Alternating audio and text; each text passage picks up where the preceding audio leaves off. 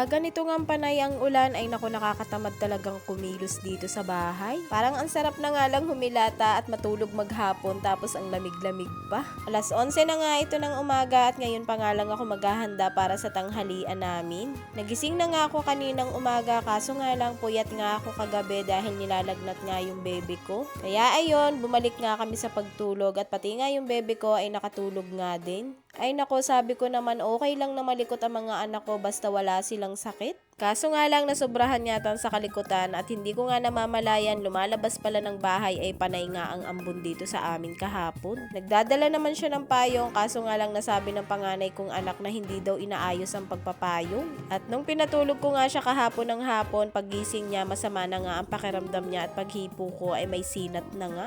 Pinainom ko nga kaagad siya ng gamot noon kaso nga lang na madaling araw ay nagising nga siya at ang sakit daw ng ulo niya.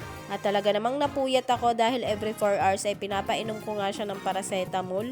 Sinabayan pa nga nitong ubo ko na pabalik-balik. Paano ba naman kahit na nga malamig ang panahon ay umiinom pa rin ako ng malamig? Kaya ito, ang sakit nga din ng lalamunan ko at hindi naman ako umiinom basta-basta ng gamot. Tapos eto nga at panay pa ang ulan dito sa amin. Ako, napakahirap talaga kumilos kapag ganitong umuulan. Kapag nga may kulang dito sa bahay ay ang panganay kong anak ang inuutusan kong bumili sa labas.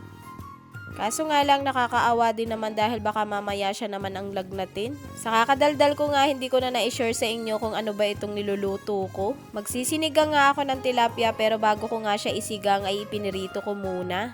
At nang matapos ko na ngang iprito, eto nga at sinisigang ko na. Hindi ko nga inubos yung binili kong sinigang mix dahil ayaw ko din naman ng masyadong maasim.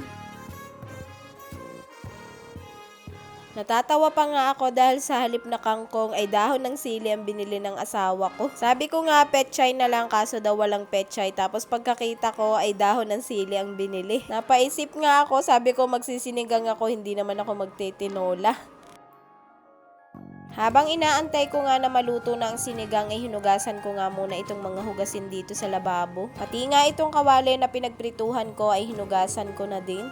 Tapos ito at nang maluto na nga itong sinigang ay naghayin na nga rin ako para makakain na kami. At dahil wala na nga ring mainit na tubig dito sa thermos ko ay naginit na nga din ako at sinalinan ko na nga din. Pagka ganito pa namang malamig ang panahon, ang sarap humigop ng mainit. Yun lang, salamat sa panonood.